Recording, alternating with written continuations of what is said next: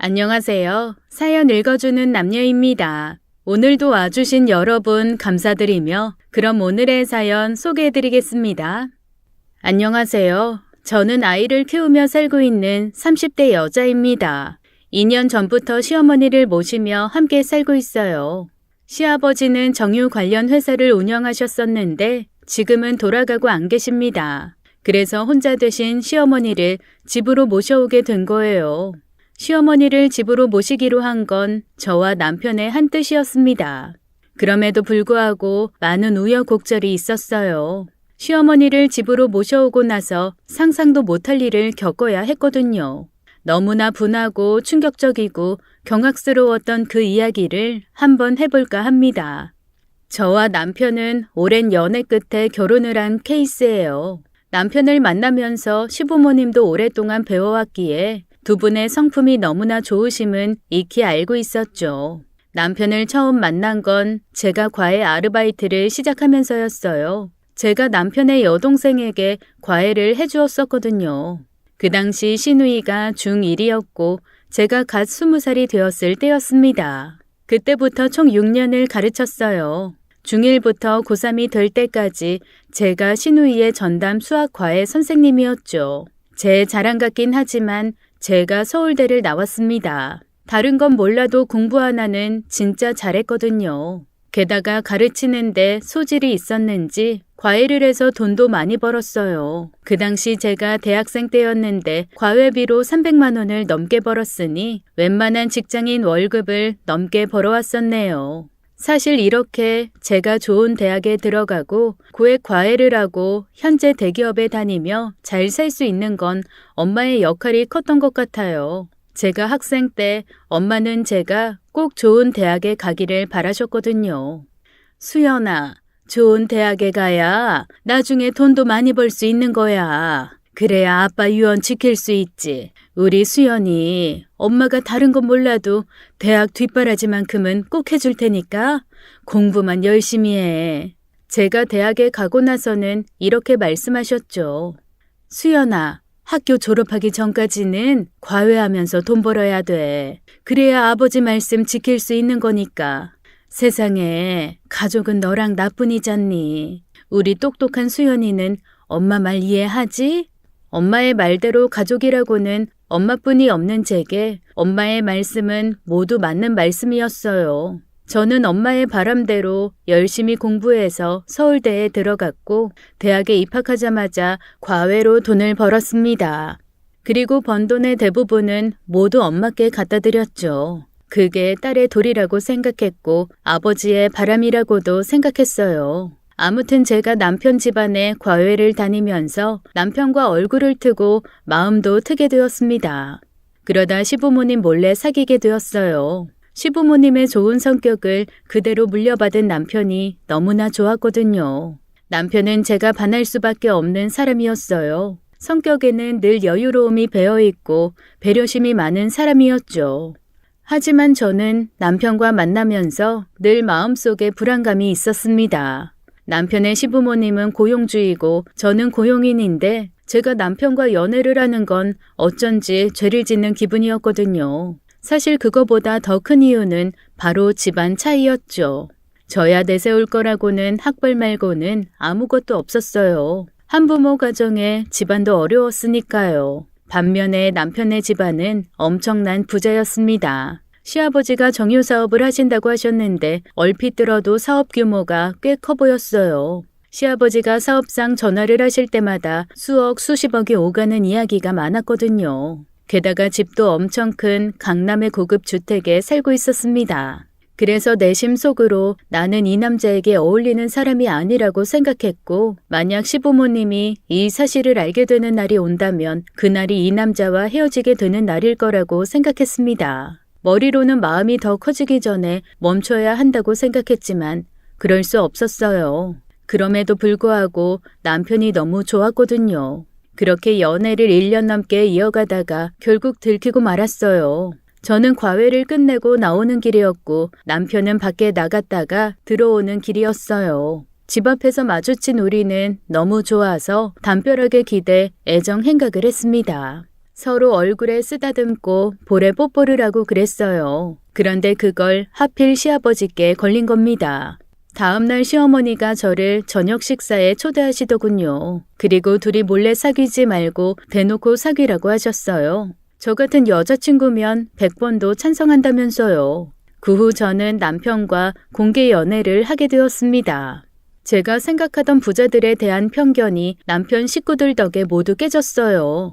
걱정한 것과는 달리 너무나 환대해 주셔서 너무나 감사했죠. 그리고 저는 결혼을 전제로 3년을 더 만나다가 서로 집안에 본격적으로 결혼 이야기가 오가게 되었습니다.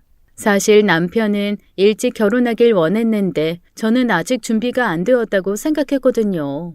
게다가 저만 바라보는 엄마 때문에 더 결혼을 서두를 수가 없었어요. 사실 결혼 이야기를 처음 꺼낸 건 남편과 만난 지 2년쯤 되던 날이었어요. 그런데 엄마에게 결혼 이야기를 꺼냈을 때 엄마는 꽤나 싫어하는 눈치였죠. 엄마, 저 결혼하려고요. 뭐? 결혼? 아니 왜 벌써? 벌써라니. 내 주변의 친구들도 슬슬 결혼하는 친구들 꽤 많아요. 뭐가 급해서 벌써 결혼이야. 너 돈 벌기 시작한 지 얼마나 됐다고. 또 지금 일한 지 얼마 안 돼서 연봉도 적잖아. 계속 일 다녀서 연봉 올릴 생각을 해야지. 결혼은 무슨. 내 연봉이 적긴 뭐가 적어요. 연봉 5천부터 시작하는 사람들이 얼마나 된다고. 결혼하면 그 돈 벌어서 네 배만 불릴 텐데 그럼 나는 어쩌라는 거니? 네 엄마는 이제 너 키워줬으니 필요 없다 이거야? 너 설마 네 아빠 유언 잊은 거 아니지? 여기서 아빠 얘기가 왜 또 나와? 네가 아빠 얘기 안 나오게 하니 지금? 아빠가 뭐랬어? 너랑 나 가족이니까 끝까지 함께 하라고 했잖아. 서로 챙겨주고 살라고. 어떤 놈이 너한테 결혼 같은 헛바람을 들게 했는지 몰라도 그런 놈은 뭐 봐봤자지. 준비도 없이 덜컥 결혼만 해서 어쩌려고? 너 결혼할 돈이나 모았어? 결혼하기 전에 엄마한테 단돈 얼마라도 주고 가야 할 거 아니야. 잔말 말고 몇 년 더 일 다니고 나서 결혼 이야기를 꺼내도 꺼내. 처음 결혼 이야기가 무산된 건 엄마의 반대가 너무 심했기 때문이었죠. 대기업에 들어간 지 1년 정도밖에 안 된 제가 결혼한다고 하니 싫으셨나 봐요. 하긴 딸이 대학교까지 나왔는데 여자는 시집 가면 끝이라는 생각을 하셨을 수도 있어요. 아무튼 남편에게는 결혼을 조금 더 미루자고 했고 남편은 제 편의를 모두 봐주었네요. 그리고 2년이 더 흘러서 엄마에게 또다시 결혼 이야기를 꺼냈습니다. 그런데 그때도 엄마의 결혼 반대는 마찬가지였습니다. 전처럼 남자친구에 대해서는 묻지도 않으셨어요. 넌 또 결혼 얘기야? 너 무슨 남자애 환장했니? 왜 자꾸 결혼 타령이야? 지금 집에 돈 들어갈 일이 얼마나 많은 줄 알아? 엄마, 그 사람 정말 좋은 사람이야. 나처럼 대기업 다니고 성실하고 착해. 뭐 얼마나 착한데? 사람이 돈이 많아야 착한 거지. 대기업 다녀봤자 뭐 너처럼 연봉 5천밖에 더 되니? 그 착하다는 말 못 사는 애들한테나 갖다 붙이는 말이야. 내세울 거 없으니까 성격 좋다 착하다 칭찬하는 거지. 네 남친인지 뭔지도 집안 기울고 그런 애 아니야? 엄마, 잘 알지도 못하면서 그런 말 좀 하지 마세요. 그리고 못 살아봤자 우리 집만 하려고. 내가 기울면 기울었지 그 사람 나한테 과분한 사람이야. 엄마가 평생 나 결혼시킬 생각 없으면 그냥 헤어질게요. 어머머, 얘 발끈하는 거 좀 봐. 뭐 얼마나 대단한 남자를 만나길래 지 엄마를 협박을 하고 그래? 헤어지려면 헤어지든가 네 마음대로 해. 누가 아쉽니? 그래, 이참에 말 나온 김에 물어나 보자. 네 남자친구가 얼마나 대단한데 이렇게 결혼을 못해서 안달이야? 그때부터 저희 엄마는 남편 집안에 대해서 꼬치꼬치 캐물으셨어요. 보통은 남편이 착하냐 성실하냐를 묻잖아요. 그런데 그게 아니라 남편 집안에 대해서만 열심히 물으셨습니다. 그래서 그 네 남자친구네 재력이 어느 정도라는 거니? 저도 그런 건 몰라요. 그냥 강남 고급주택에 사는 것밖에요. 이 맹추야. 그런 걸 정확히 알아야지. 전세인지 자가인지 아니면 월세인지. 뭐 아무튼 이거저거 다 그렇다 치고 내가 건너 아는 사람도 기름 장사한다는데 재산이 꽤 되는 모양이던데 못해도 수십억은 되더라고. 네 시아버지 될 사람은 그보다 더 크게 사업한다며. 그럼 못해도 수백억은 되는 거 아니니? 내가 이거 하마터면 계산 실수를 할 뻔했네. 너는 애가 왜 그러니? 네 남자친구가 부자면 부자라고 처음부터 얘기를 하고 결혼 얘기를 했어야지. 맨날 착하다 성실하다 그딴 얘기만 하면 엄마가 어떻게 알아들어? 하여간 얘가 서울대만 나왔지? 영 머리가 돌아가는 건 맹추란 말이야. 너 지금 걔랑 연애 몇 년 했다고 했지? 4년이요. 어머 올해도 했네. 이제 서로 질릴 때도 됐는데 결혼 무산되기 전에 서둘러야겠다. 엄마는 다 오케이니까 이번 주 주말에 인사 오라고 해. 정말요? 고마워요 엄마. 고맙긴 내가 고맙지. 네? 아니 우리 딸이 좋은 집에 시집 갈 수 있다니까 내가 기분이 좋다고.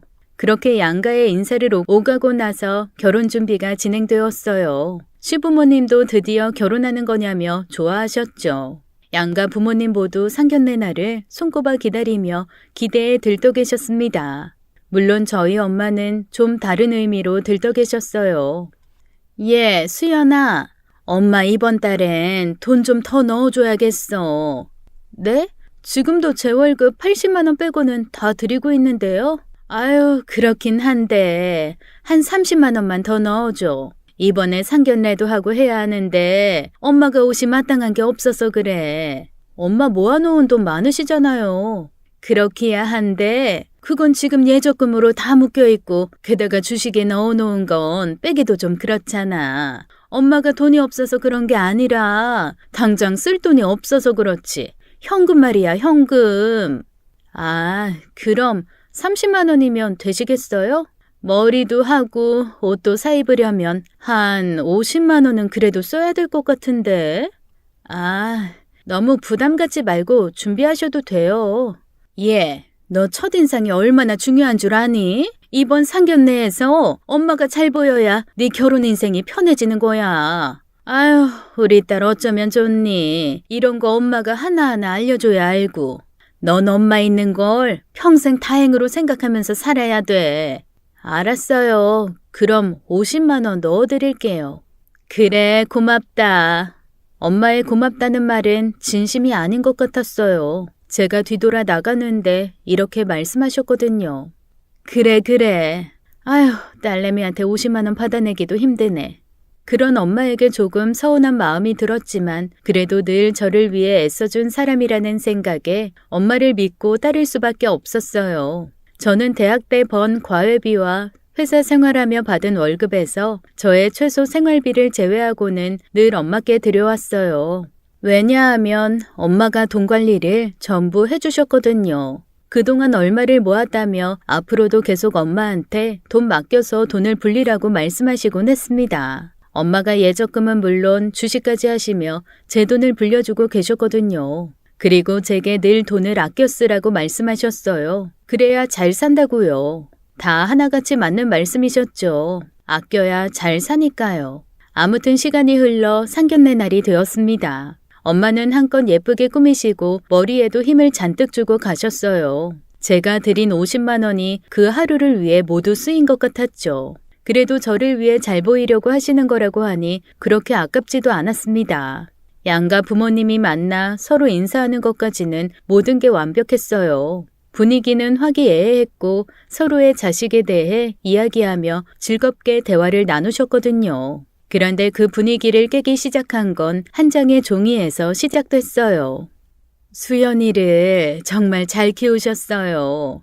이렇게 반듯한 따님을 며느리로 맞이할 수 있어서 너무나 감사하네요. 아유, 별 말씀을요. 그런데 정말 제 딸이어서가 아니라 우리 수연이가 그렇게 효녀랍니다. 쥐엄마 생각을 얼마나 하는지 몰라요. 하긴 제가 열심히 키우긴 했죠. 바깥 양반 돌아가시고 나서 제가 수연이 일이라면 최선을 다했으니까요. 정말 대단하세요, 사부인. 사실 저도 그렇게 생각해요. 그래서 우리 애 결혼할 때도 제가 고민을 많이 했습니다. 예비 사위가 괜찮은 사람인지 우리 딸 고생시키진 않을지 그것부터 염려되더라고요. 그런데 만나보니 이럴 줄 알았으면 일찌감치 결혼시킬 걸 그랬다 싶었다니까요. 그 바깥 어르신이 정유사업을 하신다던데 무척 크게 하신다고. 큰 건 아니고 힘 닿는 대로 열심히는 하고 있습니다. 혹시 회사 자산이 어느 정도이신지. 그건 뭐 100억 조금 넘습니다. 100억이요? 어머, 너무 대단하시네요. 우리 수연이가 이렇게 부잣집에 시집 갈 줄은 몰랐네요. 공부만 잘하는 곰탱인 줄 알았는데 또 다른 의미로 구르는 재주가 있는 모양입니다.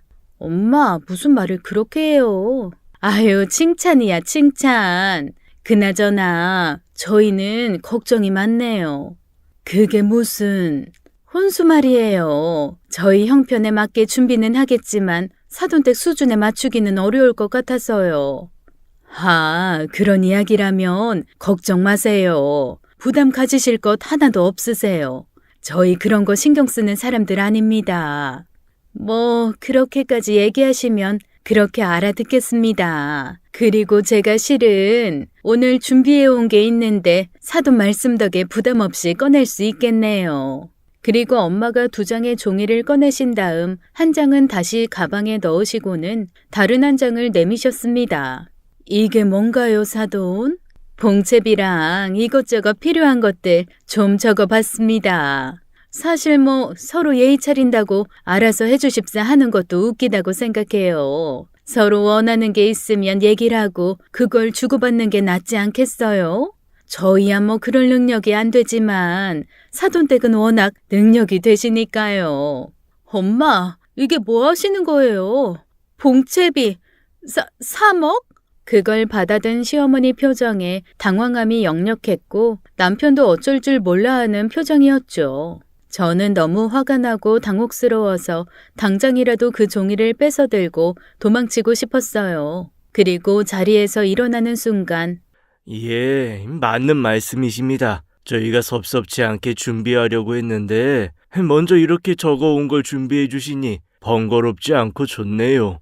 수연이 정도 딸을 주시는데 이 정도는 당연히 해야죠. 제 눈에 눈물이 맺히는 걸 본 남편은 저를 잽싸게 데리고 나왔어요. 괜찮아, 수연아. 괜찮아. 나 너무 창피해. 너무 부끄러워. 그리고 어머님, 아버님께 너무 죄송해. 남편은 한참 저를 달래고는 상견례장으로 들어갔고 어른들은 저희가 들어오자 이제 그만 가자며 나갈 채비를 하셨습니다. 집으로 들어오자마자 저는 엄마 가방을 뒤졌습니다. 아니, 얘가 뭐 하는 짓이야? 너 뭐 하니? 이게 뭐야? 준비해간 게 한 장이 아니었어? 엄마가 다 계획을 하고 갔지. 전쟁터에 나가는데 그냥 나갈 수가 있니? 당연히 2장 준비해갔지. 재산이 몇십억이면 봉채비 1억, 100억 넘으면 3억. 어때? 이 엄마 잔머리 하나는 기가 막히지 않니? 1억짜리만 써봐. 1억으로 끝났을 텐데 이 엄마가 3억짜리 들고 가니까 3억 준다잖아. 결국 이게 다 준비성이라는 거야. 이 종이 한 장 덕분에 2억을 더 번 거라고. 엄마는 내가 시집 가는 게 돈벌이 대상이야? 정말 해도 너무 하시는 거 아니에요? 내가 엄마 때문에 얼마나 창피한 줄 아냐고요. 얘가 왜 이래? 너 정도 학벌에 그 정도 외모면 이 정도 요구할 수도 있지. 그게 뭐 어쨌다고 이러니? 엄마는 승원 씨 집안이 돈으로밖에 안 보여요? 안 그래도 한참 기우는 우리 집인데 왜 그런 소리까지 해서 나를 이렇게 비참하게 만들어? 비참해? 너 자존심이 밥 먹여주는 줄 아니? 그리고 요즘 다들 이렇게 해. 미리미리 서로 원하는 거 알려주는 게 뭐가 문제라고 이래? 됐고 엄마가 써 보여준 대로 하지 말자고 말할 거니까 그렇게 아세요. 뭐야? 이게 미쳤나? 너 시집 간다고 아주 날 등한시하려는 모양인데 어림도 없어. 넌 불쌍하게 간 네 아버지 말이 다 개똥이니? 그런 거야? 부모 무시하는 것도 정도가 있지. 어디 엄마가 창피하네 어쩌네 짓거려? 너 그렇게 얘기하기만 해봐. 네 결혼이고 뭐고 다 뒤집어 엎어버릴 테니까. 그날 밤 하도 울어서 눈이 탱탱 부어버렸고 저는 다음날 고개를 푹 숙이고 다녀야 했습니다. 회사 친한 동료가 상견례 잘 안 된 거냐고 묻는데 아무 말도 할 수가 없었어요. 그리고 그날 저녁 퇴근길에 시어머니를 뵙게 되었죠.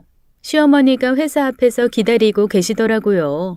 카페에 시어머니와 마주 앉았습니다. 수연아, 고개 좀 들어. 죄송해요. 그리고 저희 엄마가 말씀하신 대로 하실 필요 없으세요. 혹시 저희 집안이 마음에 안 드시면 지금이라도. 수연아, 그만 말하고 고개 좀 들어봐. 아니, 도대체 어제 얼마나 온 거야?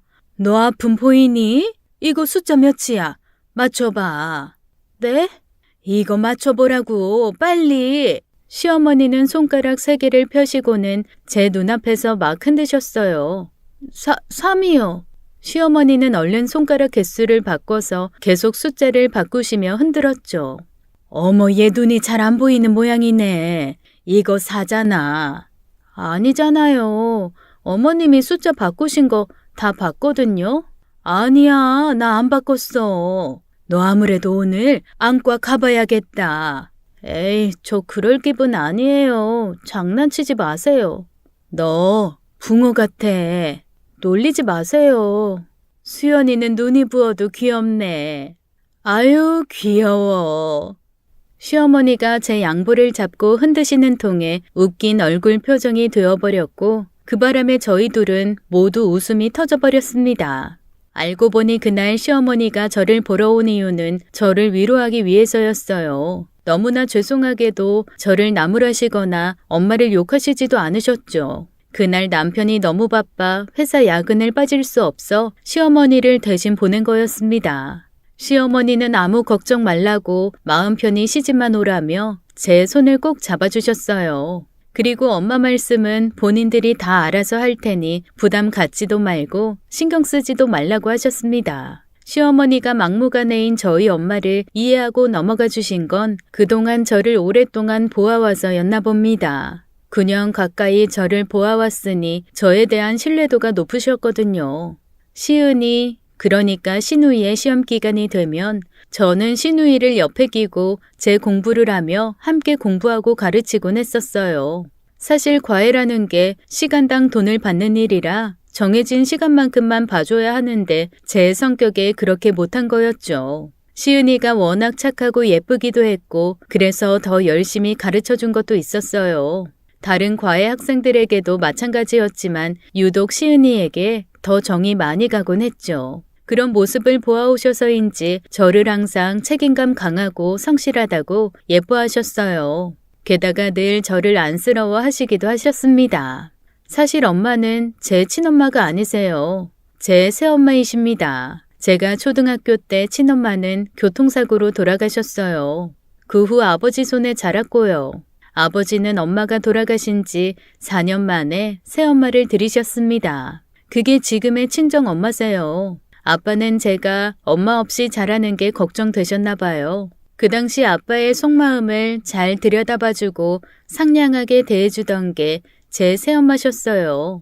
아빠에게 너무도 다정한 엄마를 아빠는 제 새엄마로 들이신 거였죠. 하지만 아빠 생각만큼 엄마가 제게 잘해주시진 않았어요. 그런데 아빠 앞에서는 항상 제게 무척 잘해주고 있다고 말씀하시곤 하셨죠. 그래도 저를 때리시거나 밥을 굶기시거나 하진 않으셨어요. 다만 아빠 마음을 돌리는데 늘 저를 이용하셨을 뿐이었죠. 엄마는 늘 아빠와 돈에 대한 관심만 많으셨어요. 돈을 아껴 쓰고 뭐하야. 우리 수연이가 앞으로 잘 살죠. 당신 힘들어도 조금만 더 힘내요. 이게 다 우리 가족을 위한 거잖아요. 엄마는 이 말을 입에 달고 사셨어요. 아빠는 엄마 말에 더 열심히 일하셨고요. 모든 게 다 절 위한 일이라면서요. 그렇게 열심히 사시던 아빠가 새엄마가 들어오신 지 4년 만에 돌아가실 줄은 정말 몰랐습니다. 학교에서 아빠가 위독하시단 말에 병원으로 달려갔지만 이미 아빠는 눈을 감으신 후였어요. 엄마, 이게 어떻게 된 거예요? 아빠 멀쩡했잖아. 오늘 아침에도 괜찮았잖아. 아이고, 여보. 시체 안치실에서 아빠를 마주했지만 모든 게 거짓말처럼 느껴졌습니다. 엄마는 장례식을 치르며 아빠가 그동안 암을 알아왔다고 했어요. 너희 아빠 아픈 지 좀 됐어. 네가 고3이라 엄마가 말을 못한 거지. 그래도 말은 해줬어야죠. 그랬으면 아빠랑 더 많이 같이 있었을 텐데. 아빠도 네가 알면 공부 방해된다고 말하지 말랬어. 아빠가 그러자는데 엄마가 어떻게 말해?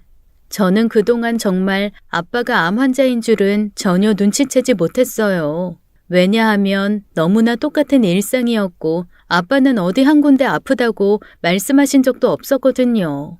너는 몰랐던 게 당연해. 아빠가 겉으로는 아프지 않아도 몸속에서는 이미 암이 많이 진행된 상태였어. 그래서 더 오래 못 견딘 거야. 엄마가 그동안 밤낮으로 네 아빠 돌보느라 많이 애썼지. 아빠 오늘 아침에도 출근했는데 그렇게 몸이 안 좋았으면 일을 그만두지 왜 대체 계속 일했던 거예요? 너희 아빠가 어떤 사람이니? 가족이라면 끔찍하게 아끼는 사람이잖아. 그러니 자기 떠나고 나면 이 세상에 너랑 나 둘뿐인데 우리 위해서 끝까지 일한 거야. 그래도 엄마가 말렸어야죠. 엄마가 그만두라고 했어야죠. 나라고 뭐 좋아서 네 아빠 일하라고 등 떠민 줄 아니? 나야 일 그만두라고 했지. 그런데도 자기가 그렇게 나가서 일하겠다는 걸 누가 말려? 아휴, 이제 와 이런 얘기하면 뭐래.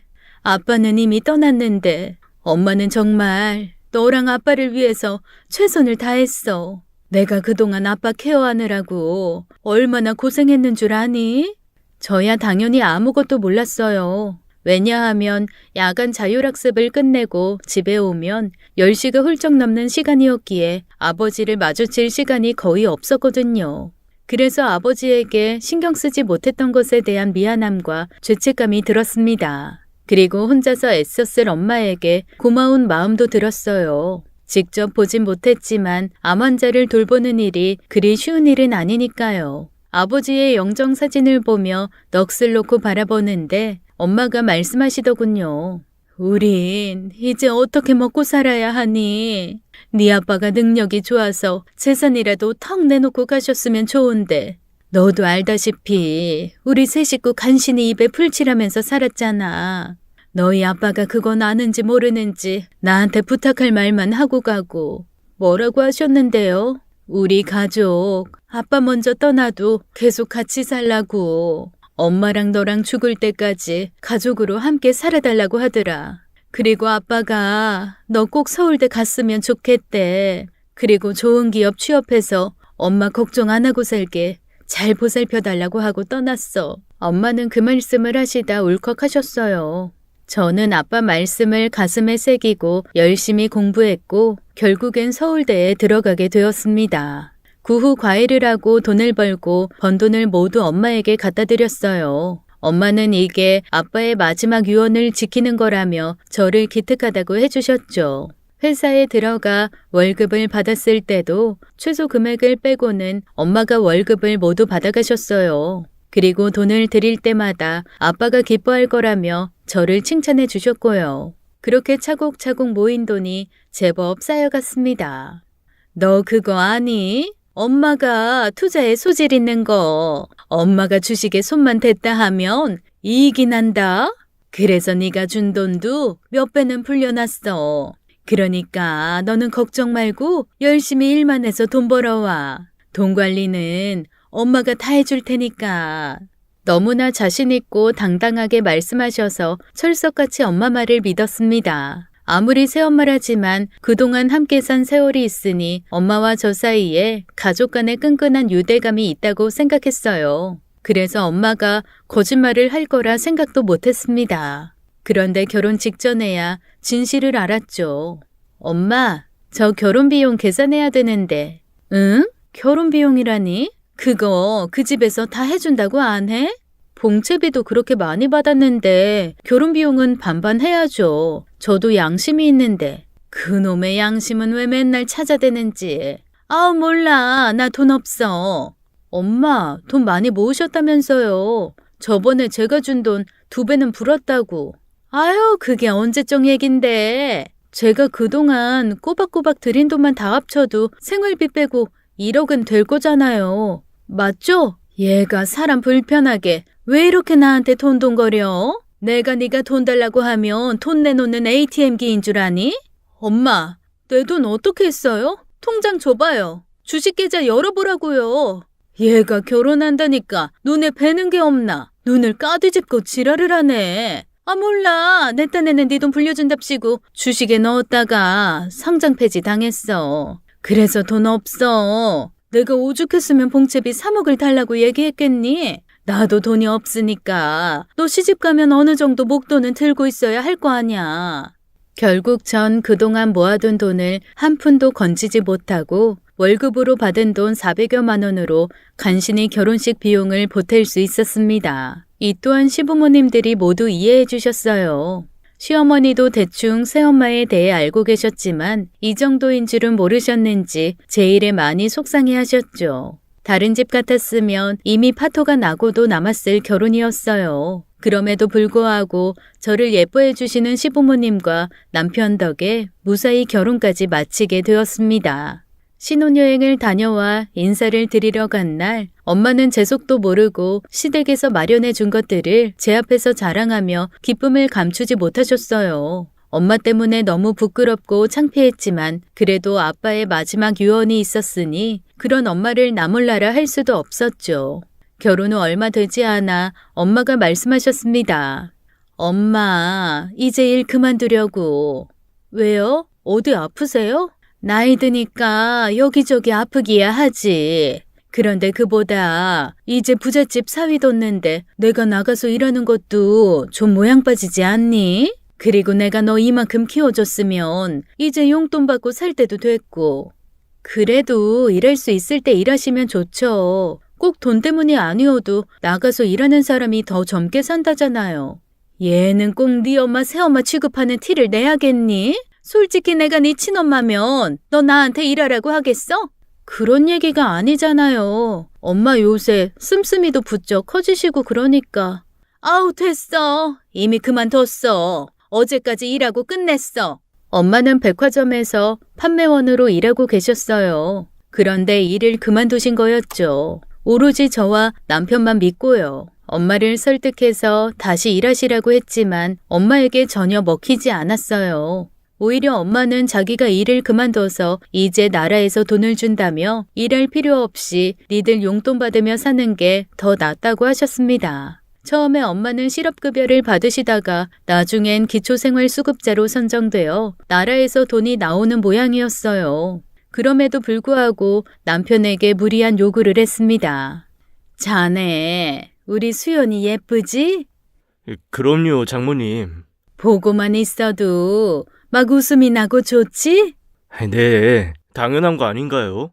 그럼 내가 자네한테 매달 100만 원 정도 받는 건 크게 문제도 아니겠네? 안 그런가? 마누라가 예쁘면 처가댁 말뚝에도 절을 한다던데 자네한테 100만 원 정도는 그렇게 큰 돈도 아니고 그치?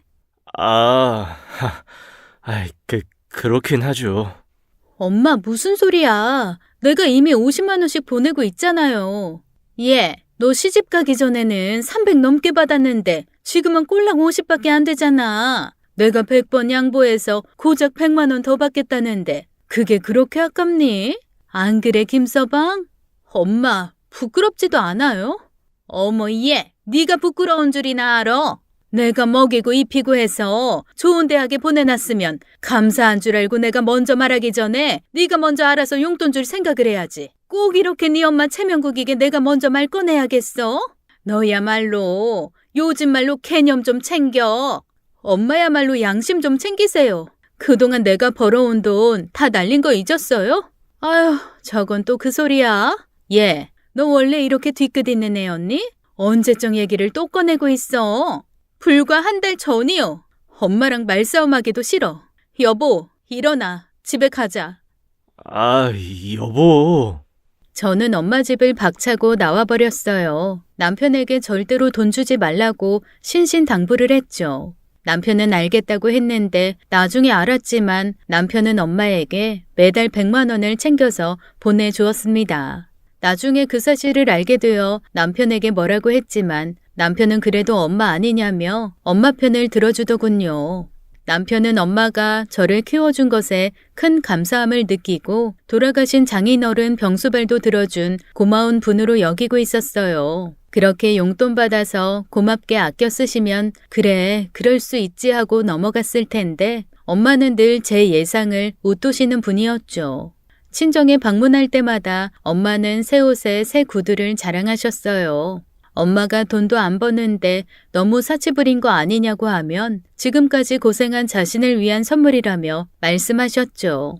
엄마에게는 제가 말로 이기기는 힘든 사람이었어요. 엄마는 자신에 대한 측은지심이 대단한 분이셨고 늘 그걸 무기로 내세우셨으니까요. 엄마 말에 남편도 약간 동조되었고 결국 남편 입에서는 더 좋은 거 사드려야 하는데 못 사드려서 죄송합니다 장모님이었습니다. 그럼 엄마도 자기는 그럴 자격 있는 사람이라며 자신을 추켜 세우셨죠. 그 후로 엄마의 낭비벽은 점점 심해졌어요. 남편도 나중엔 심각성을 깨달았죠. 새엄마가 하루는 카드값을 대신 내달라고 했거든요. 착한 마음 남편은 결국 흔쾌히 엄마의 카드값을 내주었어요. 그것만으로도 너무 미안하고 창피한데 며칠 후 더더더 부끄러운 일이 생겼습니다. 수연아, 엄마 병원이야. 입원했어. 빨리 와줘. 엄마의 다 죽어가는 목소리에 놀라서 남편과 함께 병원으로 달려간 날이었어요. 엄마, 어디가 아픈 거예요? 괜찮아요? 어때? 우리 딸 내 말이라면 껌뻑 죽는 거 맞지? 여기는 내가 말한 우리 사위. 김서방, 인사해. 나랑 같은 병실 쓰는 사람들. 남편은 어리둥절해하며 사람들에게 인사를 했고 뒤 이어지는 엄마의 말에 너무 당황스러워서 그 병실을 도망치듯 나왔습니다.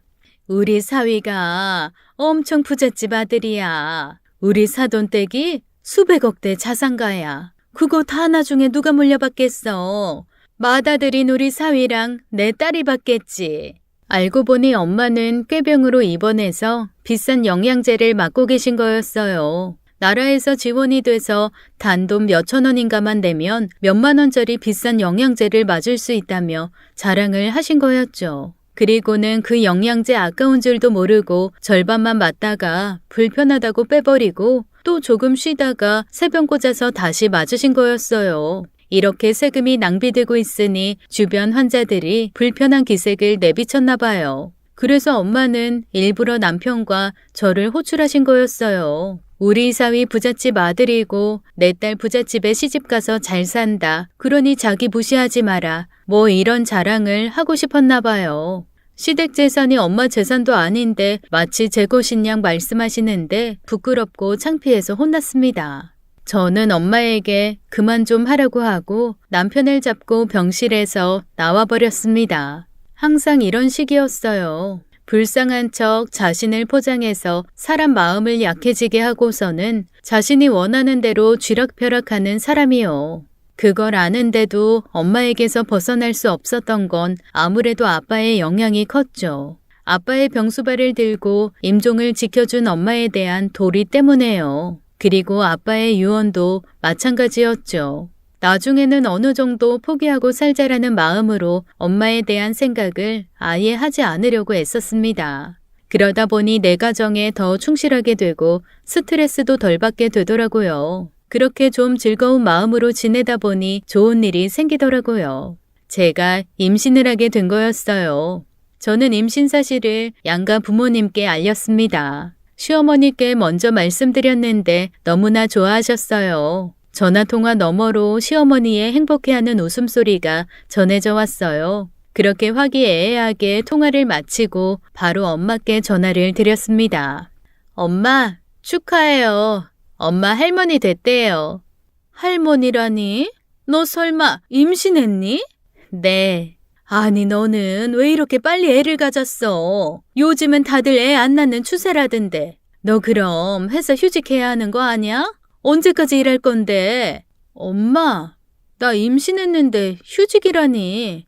엄마 설마 용돈 걱정하는 거예요? 나 휴직하면 엄마 용돈 못 줄까 봐? 아니, 누가 꼭 그래서 그러니?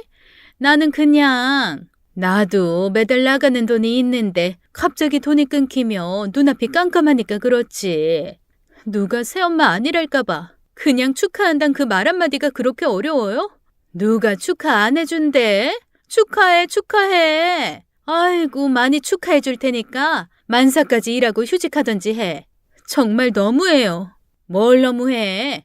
그만 흥분하고 김치 담가놨으니까 김치나 가져가.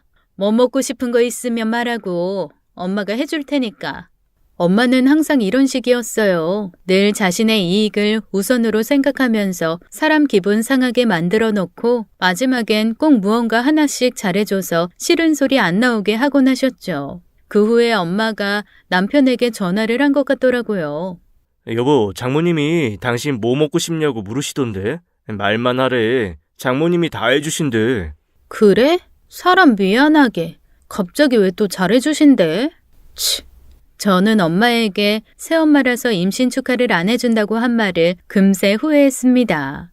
며칠 후 엄마는 제가 말한 반찬들을 잔뜩 해오셨어요. 장조림에 갈비찜에 더불어 양념 꽃게장, 튀각, 고추튀김 등 손이 많이 가는 음식들이었는데 이것저것 바리바리 싸오셨습니다. 이때는 정말 엄마에게 너무나 감사했어요. 그래도 엄마는 엄마구나 싶었습니다. 그런데 역시 엄마는 엄마였어요. 엄마가 집으로 돌아가시고 나서 남편에게 전화를 했더라고요. 요즘 물가가 올라서 반찬값이 많이 든다며 구구절절 반찬값 이야기를 하셨나 봐요. 한마디로 반찬값을 입금해달라는 거였습니다. 그리고 매달 이렇게 반찬 해주겠다며 매달 50만 원씩의 반찬값을 요구하셨죠. 남편은 좋은 게 좋은 거라고 감사한 마음에 50만 원을 입금해 주었다고 하더군요.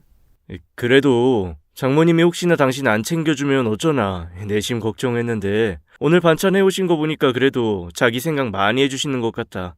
그러니까 당신도 앞으로 장모님한테 잘해드려. 엄마는 매달 남편에게 돈을 받으시고는 한 달에 한 번 정도 반찬을 주고 가셨어요. 두 번째 오셨을 땐 불고기에 여러 반찬들을 만들어 오셔서 그래도 꽤 고마운 마음이 들었습니다.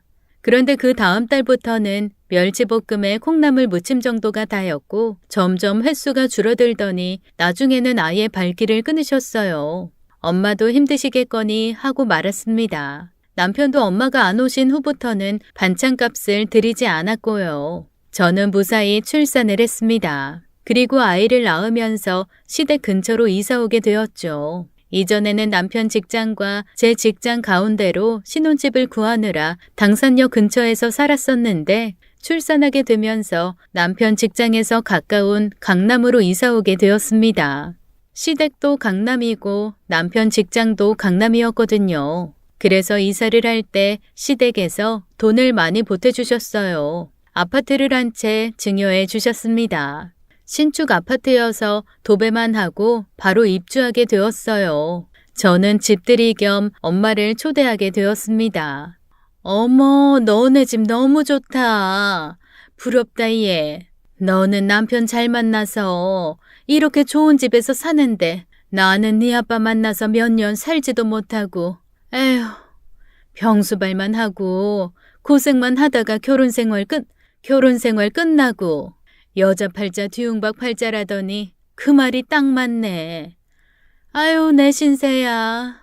엄마의 신세 한탄에 집들이 분위기는 싸해졌어요. 남편은 이것저것 예쁜 게 왜 이렇게 많냐는 엄마 말에 집안 물건 하나씩 엄마 손에 들려주었죠. 아로마 향초와 향수, 심지어 제 구두까지 가져가셨어요. 그러던 어느 날 제가 엄마네 집에 방문하게 된 날이 있었습니다. 미리 전화를 하고 가려고 했는데 엄마가 연락이 너무 안 되어서 걱정되는 마음으로 엄마네 집으로 향했어요. 연세도 좀 있으신데 혹시 무슨 일 있는 건 아닌가 걱정이 되더라고요. 그런데 제 걱정은 더 커졌습니다. 엄마네 집 앞에서 벨을 아무리 눌러도 엄마가 나오질 않았거든요. 저는 얼른 비밀번호를 누르고 집으로 들어갔어요. 그런데 안방에서 이상한 소리가 나는 거였어요. 저는 도둑이 들었나 싶어서 조마조마한 마음으로 안방문을 살그머니 열었는데 엄마와 엄마의 남자친구가 이불 속에서 큰일을 벌이고 있는 중이었습니다. 너무 놀라 문을 닫고 그 집에서 나와버렸어요. 집에 도착하니 엄마에게서 전화가 오더군요. 엄마는 내일 얼굴 좀 보자며 저를 한식당으로 불러냈습니다. 그리고 그곳에서 어제 이불 속에 있던 그 아저씨를 보게 되었어요. 다시 어제의 일이 떠올라 몸서리가 쳐졌어요. 그동안 엄마가 제게 남자를 소개해 준 적이 없었는데 아무래도 둘의 관계가 깊은 모양인가 싶었습니다. 아니나 다를까 함께 식사를 마치고 엄마는 제게 폭탄 발언을 했습니다. 내 남자친구야. 어제는 너 때문에 내가 얼마나 민망했는 줄 아니? 아니 온다면 온다고 말을 해야지. 게다가 왜 내 집에 소리도 없이 들어오고 그래? 전화했어요. 엄마가 안 받은 거지. 그리고 벨을 눌러도 엄마가 안 나온 거잖아. 아유, 그거 집이 오래돼서 그런가 벨도 망가졌어. 그거 눌러도 소리 안 나. 그날 엄마가 저를 부른 이유는 저를 또 한 번 놀라게 했습니다. 엄마, 이 아저씨랑 결혼할 거야. 뭐? 결혼? 왜 그렇게 놀라? 엄마는 뭐 나이 많은 여자라서 결혼하면 안 되니? 엄마도 여자야 얘. 아니, 결혼할 수 있지. 그냥 갑자기 결혼한다니까 좀 놀라서. 그래서 말인데 엄마가 결혼을 해야 하는데 돈이 없잖니. 그래서 네가 엄마 재혼 비용 좀 대줬으면 하는데 어떻게 가능하겠니? 엄마, 나는 엄마한테 돈으로밖에 안 보여? 어떻게 볼 때마다 그렇게 돈 얘기만 꺼낼 수가 있어? 나 이제 김서방한테 절대로 돈 얘기 못해. 알아? 차라리 내가 이혼을 했으면 했지. 더는 돈 얘기 꺼내기 싫다고. 얘가 이렇게 맹추해요. 너는 네 남편 하나 못 구워 삶아서 그깟 돈 몇 푼 달라고도 못해? 결혼 비용에 신혼여행비 그거 얼마나 한다고? 네가 말 못하면 내가 하면 돼. 넌 잠자고 있어. 그렇게 얼마 안 되면 아저씨가 부담하면 되잖아요. 왜 나랑 내 남편한테 그래요? 얘가 엄마 남편 될 사람한테 못하는 소리가 없네. 내가 너 그렇게 싸가지 없게 키웠어? 아저씨, 결혼할 능력 없으면 차라리 하지 마세요. 라고 말하려는 순간 남편에게서 전화가 걸려왔습니다. 저는 잠시만요 라고 하고는 남편의 전화를 받았어요. 그리고 심장이 덜컥 내려앉고 말았습니다. 여보, 지금 빨리 땡땡병원으로 와. 아버지 위독하셔. 평소 건강하셨던 분이 갑자기 뇌출혈로 쓰러지신 거였어요. 시아버지는 뇌수술을 받으셨지만 경과가 좋지 않아 결국 일주일 만에 돌아가셨습니다. 마른 하늘에 날벼락을 맞은 것 같았죠. 가족들 모두 아버님을 보냈다는 사실이 믿기지 않는다는 눈치였어요. 정말 많은 사람들이 장례식을 찾았습니다. 장례식에 모인 사람들은 아버님의 살아생전 일화들을 이야기하며 얼마나 좋은 분이셨는지를 다시 한번 상기시켜 주었어요. 갑작스런 아버님의 죽음에 가장 상실감이 큰 건 시어머니셨지만 슬퍼할 새도 없이 너무나도 바빠지셨습니다. 장례가 끝나고 아버님 유품을 정리하고 상속 문제 때문에요. 보험사 7군데를 다녀오시고 은행도 10군데를 다녀오셔야 했죠. 대부분의 아버님 재산은 어머님이 상속받으셨어요. 남편에게도 상가 2개와 오피스텔 2채 정도를 상속해 주셨습니다. 이래저래 다 합치면 100억대가 훌쩍 넘는 상속이었어요. 몇 달에 걸쳐 아버님의 상속에 마침표를 찍자 시어머니의 슬픔은 그때부터 시작되었습니다. 두 분이 워낙 인고 부부셨기에 어머님 충격이 더 크셨죠. 아버님이 돌아가신 직후보다 시간이 흐를수록 어머님은 더 힘들어 하시더군요. 어머님, 뭐 하세요? 저녁은 잘 챙겨 드셨어요? 그냥 아무것도 안 해. 저녁? 입맛이 전혀 없네. 시어머니는 모든 일에 무기력해지고 우울감에 빠져들었어요. 게다가 밤만 되면 무섭다는 말을 자주 하셨습니다. 수연아, 집이니? 오늘 우리 집에서 자고 가면 안 되겠니? 내가 좀 겁이 나서 그래. 나 혼자 이 큰 집에 있으려니까 누가 들어올까봐 무섭고 누가 있는 것 같아서 무섭고 그러네. 내일 주말인데 우리 집에서 자고 내일 하루 놀다 가면 안 될까? 주말이면 남편과 함께 시댁에 가서 주말 내내 시댁에서 자고 와야 했습니다. 남편도 그런 시어머니가 걱정되는 눈치였어요. 하루하루 지날수록 안정되기는커녕 시어머니의 불안감은 점점 더 커졌으니까요. 결국 제가 먼저 남편에게 말을 꺼내게 되었어요. 남편 입장에서는 차마 저에게 미안해서 못 꺼낸 말이었죠. 여보, 어머님, 우리 집으로 모셔오자. 남편은 정말 고맙다며 저를 꼭 안아주더군요. 그렇게 시어머니와 합가하게 되었어요. 시어머니와 상의 끝에 저희 집으로 모시게 되었고 그 후부터 어머님은 좀 마음의 평안을 얻으신 듯 했습니다. 그래도 슬픔이 없어지는 건 아니었죠. 불안감은 없어졌지만 슬픔과 우울감은 여전히 그대로셨어요. 어머님이 식사도 잘 안 하시고 잘 드시려고 하질 않더군요. 어머님, 영양제라도 좀 맞고 오세요. 제가 병원에 모셔다 드릴게요. 싫다는 시어머니를 억지로 끌고 병원으로 향했습니다. 시어머니를 병원에 모셔다 드리고 접수까지 다 해드린 후에 저는 근처 카페에서 기다리겠다고 하고 나왔어요. 영양제 다 맞았다는 시어머니의 전화에 다시 어머님을 모시러 갔죠. 그런데 어머님 표정이 어쩐지 더 안 좋아 보이셨어요. 어머님, 혹시 무슨 일 있으셨어요? 어머님 표정이 좀 안 좋으신 것 같은데 혹시 간호사가 불친절하게 대했어요? 아니야, 그런 거.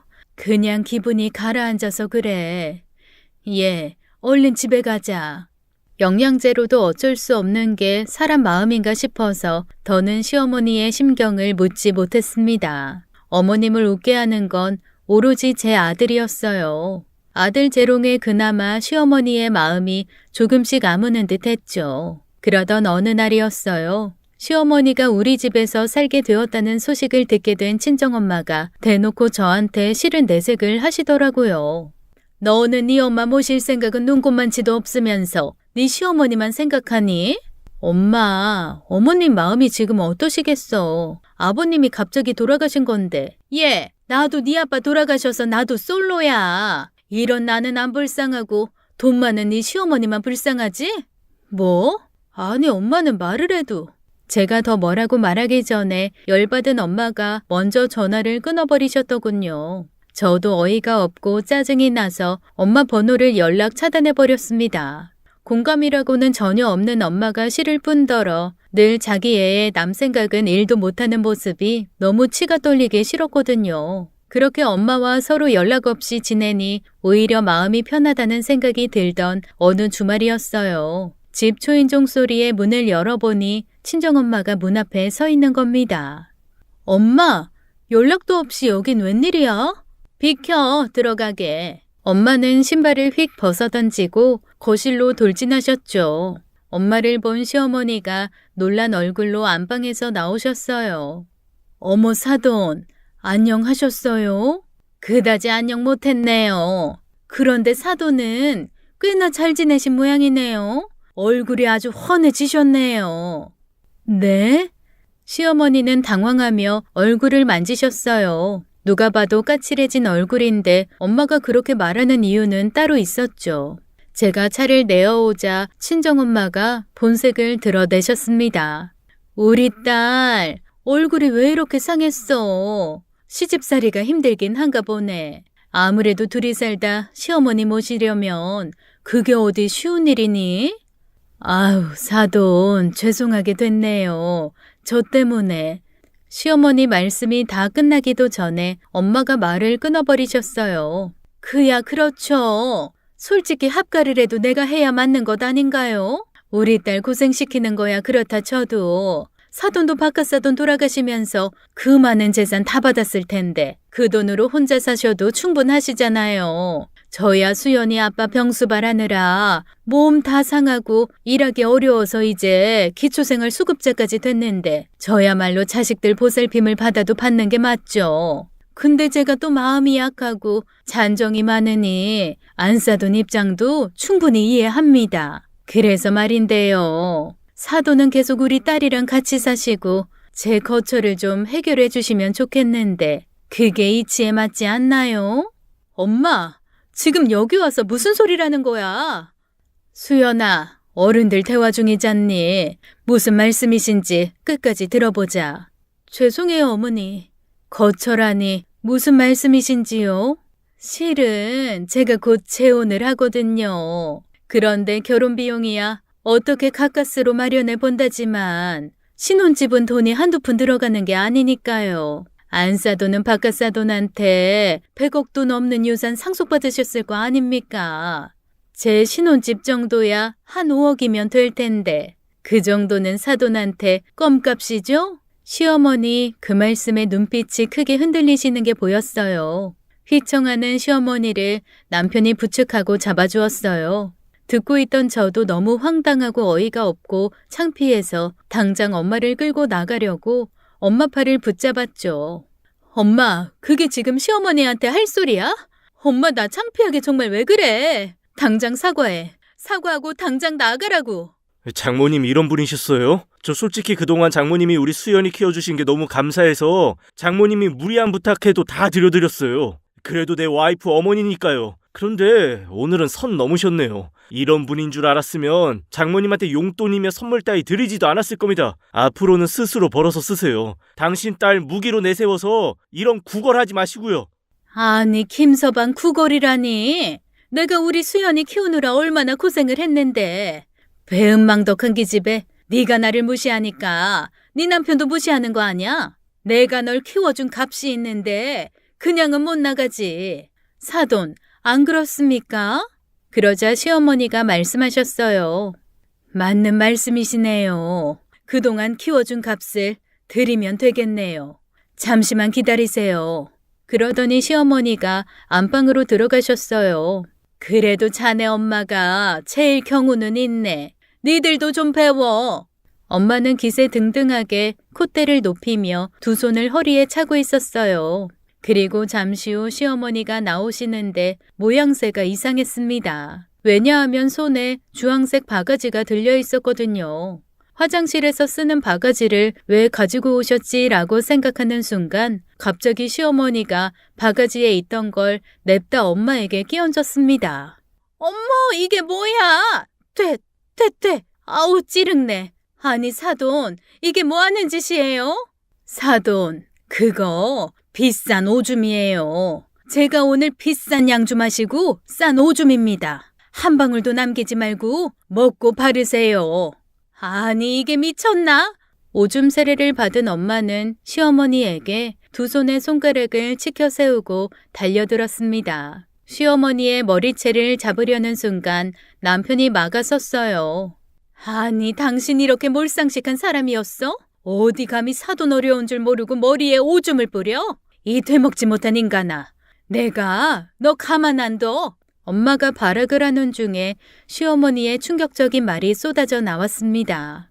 그 말에 전 기겁을 하고 말았죠. 야, 엄마면 엄마답게 굴어. 어디 딸 가지고 장사를 하려고 해. 뭐? 키워준가? 돌아가신 바깥어른 병수발을 해? 이 사기꾼년아. 네가 한 게 뭐 있어? 수연이가 누구 덕에 서울대 갔는데 그거 다 내 덕이야. 없는 돈에 대학교 공부까지 시키고 수연이 아빠 병수발을 3년이나 했는데 내가 한 게 왜 없어? 말 한번 잘했네. 수연이가 서울대 간 거? 그게 왜 네 덕이야? 지가 공부 잘해서 서울대 간 건데. 그리고 수연 아빠 돌아가시고 그 보험금으로 애 대학 입학금 내줬다고 생색내는 거야? 그럼 애초에 수연 아빠를 죽게 만들지 말았어야지. 어머님, 그게 무슨 말씀이세요? 죽게 만들었다니. 시어머니는 순간 제 눈치를 살피셨어요. 그리고는 안 되겠다는 듯 한숨을 쉬시고는 말씀하셨죠. 수연아, 너희 아버지 암으로 돌아가신 거 아니야. 과로사로 돌아가신 거지. 저는 너무 놀라 두 눈이 커지고 입은 벌린 채 아무 말도 못하고 시어머니의 말씀만 기다렸어요. 네 엄마가 거짓말한 거야. 대체 왜요? 엄마가 말해봐. 왜 그딴 거짓말을 했어? 아니 난 무슨 소린지 모르겠네. 아니 사돈, 증거 있어요?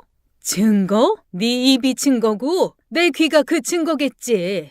알고 보니 며칠 전 시어머니가 병원에 영양제를 맞으러 간 날 시어머니와 같은 병실에 친정엄마도 영양제를 맞고 있었나 봐요. 그런데 커튼이 쳐져 있으니 처음엔 서로 알아보지 못하셨대요. 하지만 엄마가 전화통화로 큰 소리로 떠드는 바람에 시어머니가 엄마가 옆에 누워있다는 사실을 눈치채셨나 봐요.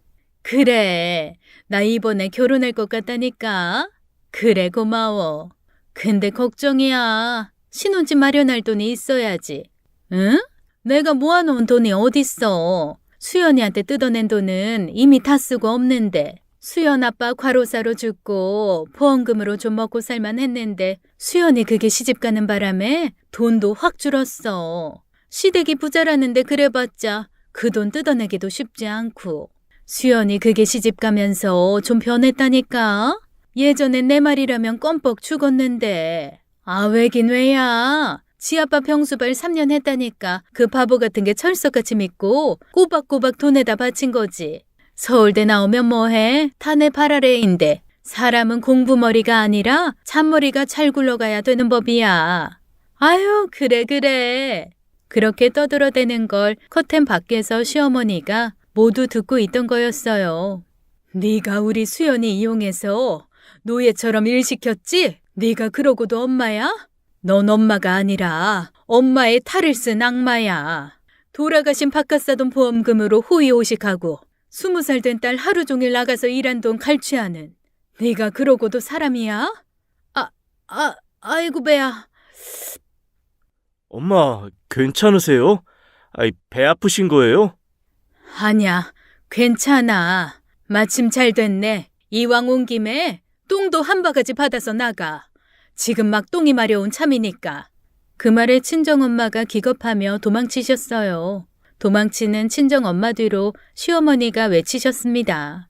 한 번만 더 우리 애들한테 돈 얘기 꺼내면 그땐 똥이 아니라 더한 것도 퍼부을 테니까 그런 줄 알아. 친정엄마가 나가자 시어머니는 온몸에 진이 다 빠지셨는지 자리에 주저앉으셨어요. 그리고 걸레를 가지고 오라고 하셔서는 앉은 채로 바닥을 닦기 시작하셨습니다. 바닥을 닦으시던 시어머니가 그러시더라고요. 수연아, 그래도 네 엄마인데 내가 너무했니? 아니요. 어머니, 아니에요. 아빠 유언 아니었으면 저 진작에 못 견디고 떠났을 거예요. 그리고 저 대학 학비도 제가 다 벌어서 낸 거나 마찬가지예요. 사실 엄마가 해준 건 아무것도 없어요. 오히려 제가 엄마 생활비 대주면서 살았어요. 이 모든 게 아빠 유언 때문이었고요. 시어머니는 그날 시어머니가 병실에서 들은 이야기를 하나도 남김없이 얘기해 주셨어요. 엄마는 자기 딸 시아버지가 죽었는데 유산이 얼마쯤 하는 것 같다며 아파트를 해달라고 하면 되겠다고 했다네요. 자기 딸은 자기 돈줄이라고 하면서요. 저희 아빠도 자기 말 잘 듣는 돈줄이었는데 일을 너무 많이 해서 과로사로 죽었다며 그걸 어이없다는 듯 웃으며 말했다네요. 그런데 더 충격적인 건 그게 아빠가 선택한 삶이 아니었다는 거죠. 바로 가스라이팅에 능한 엄마가 아빠를 사지로 몬 거였어요. 아빠가 힘들다고 했는데도 엄살 부리지 말고 일을 더 늘려서 새벽 상하차 일까지 하라고 등을 떠밀었다더라고요. 그걸 못 견디고 죽은 아빠가 쓸모없다며 비아냥대고 말하는 엄마 모습에 시어머니는 온몸이 떨렸다고 했습니다. 얼마나 피곤했는지 전 남편이 말 한마디 못하고 눈도 안 뜨고 죽었다니까. 근데 내가 얼마나 잔머리가 잘 돌아가니? 지 아빠 죽으면 그 딸년이 혼자 나가서 산다고 할까봐 네 아버지가 유언으로 꼭 엄마랑 같이 살라고 했다고 했지. 그래, 서울대면 뭐해. 내 손에 놀아나는데 그 애비나 그 딸이나 둔에 빠졌다니까. 그동안 시어머니는 새엄마의 행동에 많이 참아오셨다고 했어요. 그나마 제 새엄마라는 이유로 좋게 보려고 노력했던 것이었죠. 그런데 이런 사실을 알게 된 거였고 차마 며느리인 제겐 말을 못하고 소가리만 하고 계셨다고 합니다. 수연아, 이제는 내가 엄마라고 생각하고 살아. 내가 자식한테 퍼주면 퍼줬지 뺏어가는 엄마는 되지 않을 테니까. 그 후로 친정엄마는 제게 연락을 해서는 시어머니 욕을 하시더군요. 그 욕을 잠시 들어주다 이렇게 말했어요. 저기요, 당신보다 우리 시어머니가 훨씬 엄마 같은 사람이거든요? 딸 등이나 처먹는 엄마는 엄마가 아니니까 앞으로 저한테 연락하지 마세요. 그 후 새엄마의 연락은 받지도 하지도 않았습니다. 엄마는 답답했는지 문자를 여러 개 보내셨더라고요. 그래봐야 그 얘기는 요간이면 돈 얘기였죠. 제가 끝까지 연락을 차단하니 나중엔 집으로 찾아와 욕을 하시길래 그냥 이사를 가버렸어요. 이사를 가고 나니 한동안 연락 없이 조용하시더군요. 그러다 한 6개월쯤 지나서 어느 날 카톡이 왔습니다. 네 년 때문에 내 재혼 물 건너갔어. 이제 속이 시원하냐? 너 같은 걸 딸이라고 데리고 산 내가 바보 천치다. 이거 다 네 탓이니까 네가 이제 나 책임져. 그래서 말인데 나 이제부터 너희 집에서 살까? 그 문자를 마지막으로 보고 난 후 저는 그날 바로 핸드폰 번호도 바꾸었네요. 지금은 서로 연락 없이 지내고 있습니다. 아마도 엄마는 어디선가 저를 찾아 헤매고 다닐지도 모르겠어요. 이대로 영원히 저를 찾지 못하길 바라는 마음입니다. 사람 마음을 가지고 노는 악마가 있다면 그게 제 새엄마가 아닐까 싶네요. 말 한마디로 제가 평생을 노예처럼 살게 했으니까요. 지금은 시어머니의 따뜻한 그늘 아래서 아이 키우며 행복하게 잘 살고 있어요. 부디 저 같은 일 당하시는 바보 딸은 없으시길 바라며 이 글을 마칩니다. 지금까지 사연 읽어주는 남녀였습니다. 끝까지 함께 해주신 여러분 감사드리며 저는 다음 사연으로 돌아올게요. 감사합니다.